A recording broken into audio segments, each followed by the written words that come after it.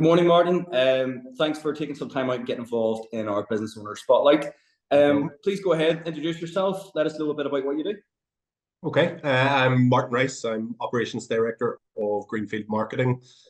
We are a specialist field marketing agency specializing in driving FMCG brand success through convenience and impulse. So we increase distribution, share of space, here, profitability, I suppose, for food and drink brands within retail. So you say food and drink brands. Is that sort of where your speciality lies, or where your niche would be then? Yeah, it is. It is. And I'll be honest, Scott, that this has been, I think we spent a lot of years trying to be everything to everyone, Yes. and if we got asked, can you do this? We would have naturally just said yes, and then figured out what it was and how to do it. Only over the past few years, we've looked and thought, it's a very competitive industry. It really is. And the best way for us to stand out is to truly hone our expertise, focus on it, and build from there. And so how do you solve those problems for food and drink industry? What sets you apart then from the competition, because you specialize there then? Yeah, it's a well-timed question. I had a introductory meeting with a brand a few weeks ago, and he'd sent through an agenda beforehand, and on that agenda, he had one of the points as what sets you apart, which is sort of ties into that question. And we were just getting onto that part of the call, and he said, "Now, I want to know what sets you apart, but you're not allowed to mention people, and you're not allowed to mention technology." Well, I mean, Fair enough. the two main weapons straight away. What sets us apart? Here, first of all, we're owner operated, which is rare within this industry, So Okay. myself, two directors within the business, we're very hands-on. I take active account manager role within a lot of our contracts, our Boost contract, Boost Drinks, NI and GB. I work as the account manager on that role. KP Snacks, similar, So Yeah. owner operated, I do think is a very good USP, because we're not trying to build a business for shareholders. We're passionate about getting the business growth Yes. for the right reasons, I suppose. No, I've just said I'm not speaking about people in technology, but I will. What sets us apart here? We have an unbelievable culture within the business. Okay. We have very little staff turnover. I think we had a 3% churn rate over the past few years, which taking the industry standard of sort of 12% is a testament to being a good place to work. Yeah. We actually just got certified last week as a great place to work. So Brilliant. have But that there. that, as much as that's good for your staff, it's also good for your clients. Yeah, exactly. That's and the culture sort of tends to pass through. We take a partnership approach with brands, so we don't Sure. do we really do. We work closely with them. We get to know them as people too. Yeah. And then so that's the people side, the technology side as well, which I'm not allowed to, but I will. We here we're very good at data analytics. I think we were ahead of the game and realized the importance of that within the retail space a long time ago.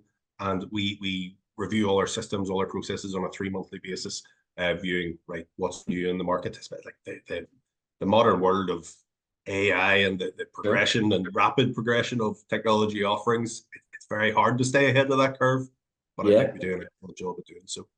Yeah, awesome. So I mean, again, you can really tell that you've sort of you've gone to your sector, staying in your lane, and is that paying dividends for you as a business then? Yeah, it is. It is. Here we have great clients, great long-standing client partnerships. The likes of KP Snacks I mentioned. We're 12 years in. Cool. It's really helped us with the business development side, Scott. Where again we know who our target market is. Know We're who not you're just looking for. blanket sending out emails, waiting for a nudge from someone and then figuring out what they do. We're actively selling. This is what we do. This is what we've done for other brands. Let us come and have a chat about what we can do for you, and that absolutely helps having that niche. So I'm interested about that, for people who are watching this who maybe haven't found their niche, because I know from my own experience, and I'm sure you'll agree, it takes a lot of courage. When you start out in business, the criteria is if you have a business and you breathe, probably like to work with you in some way. So tell me more about when you guys were able to make that decision and what was involved. Here, it's been a long journey. Here, I won't go in. I'll give the elevator version of it, but we've been around since 1999. If you Google Greenfield Marketing, it looks like it's 2021, but been around for a long time through a few different management buyouts. We historically went through that pathway. So we ran, I'll give you the best example. We great relationship with Diageo over the years and done a lot of work. Firstly, Diageo, we did merchandising. This is before my time now, so slightly speaking out of turn, but did merchandising for Diageo. Diageo approached us about the technical beer side of the business, the installations, the servicing side. And Niall Benson, our MD at the time, I'd say we don't know how to do that. And Diageo would say no, but you understand people, people management, so we trust you to do that. Did that. That then extended into we ran. This is a story that shouldn't be for public view, but I'll do it anyway. Where Fair we enough. ran Diageo's refrigeration team for years, and again that was new to us, and we didn't know what we were doing. We spelt the word refrigeration wrong for 5 years in a row on everyone. Good work. Who knew? There's a D in fridge, but not refrigeration. Who knew? Who knew? But that was our time period of trying to be everything for everyone, and we did a tremendous job, I would say.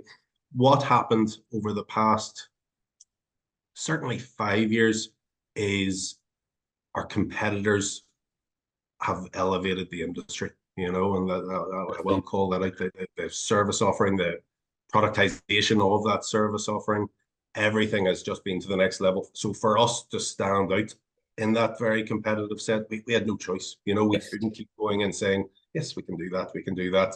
It made far more sense. So yeah, we've been through the entire journey of sort of being the head daughters. We've learned the power of saying no, I suppose, over the past few years. Yeah, and it's such an important lesson to learn. Look, as you say, business has been around for a while. The latest iterations like 2021. Yeah. What's been your biggest learning about yourself since you've been involved with this business at a senior level? Personally, it's hard, Scott, to be honest, because I'm still doing a lot of the same hands-on elements of the role, sure. And even when I started in the business, started as account executive, and sort of worked my way up the business. But I'm still very involved in all of those different aspects. So I don't think personally I've learned here that I don't know, that maybe sounds naive. I'm sure I have, but nothing. Yeah, there's got to be. I mean, well, even the part to say no, that's yeah, so yeah. Those there will be learnings there, but because I'm sure you're a 100%. different guy now than you were maybe 3 years ago. Here, I've learned a hell of a lot about business. The fallacy of a business trend line. How underrated the procedures and policies of trying to stay ahead of the curve are. When you're working at sort of senior management but not ownership levels, you see changes coming in, but I don't think you understand the processes that go into those changes. Yeah, I hear that's been an eye opener, I would say. So a hell of a lot of business learnings through it, but person wise, and Russell would say the same. We've very much tried to stay true to the people we are, the culture that we already had established within the business, tried not to make changes just because it had a different name, Okay. You've learned how to spell refrigeration as well. Just about. Yeah. So that's cool. So what is the next? You said you've talked a lot about like staying ahead of the curve, and I think it's really cool that you look back every 3 months about what's changed and what can you do differently. I think that's a really practical step for a lot of people to do. What does the next 5 years look like for you guys, and what do you think the main challenges are moving forward? Here again, main challenge is staying ahead. Our competitors are keeping moving things forward, which is good. I mean, we want a competitive industry set, but trying to figure out, I won't just use the buzzword of technology here, but in particular, trying to figure out where AI is going to fit into the technological advancement in retail, trying to figure out where here the retail landscape is going to change over the next sort of 10 years anyway, with more, we already see electronic SELs in all of these stores, so it negates one of the role purposes.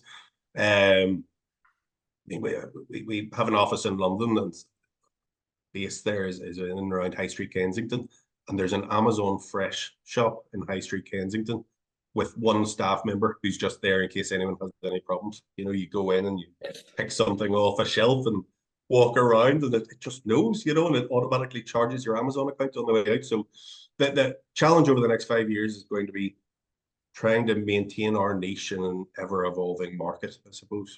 I mean, just yeah, that's quite cool actually. What would you say to somebody who's putting their head in the sand? Because I'm talking to you, and it's quite clear you're open to the change and you're open to staying ahead of it. And you've got like a growth mindset. What about somebody who's like, look, that AI is not for me. What would you say to them? Yeah, I mean the worst sentence that can ever be uttered in a business is that's the way we've always done it, you Yeah, know. And how many people fall guilty of that trap, you know? It's you still hear it on a regular basis. Here, I think if you put those caps on your learning and your growth, all you're doing is putting a ceiling on the business potential as well, you know, yeah, because here you can be sure your competitors will evolve within it. You can be sure that here your brand partners, your clients, they know the industry, they know what's doable in the industry. So if you're saying no, this is what we do, they're quickly going to look somewhere else, you know. yeah. So it's crucial, isn't it? Just got to be ahead of the curve. Yeah, yeah, exactly. Always look forward.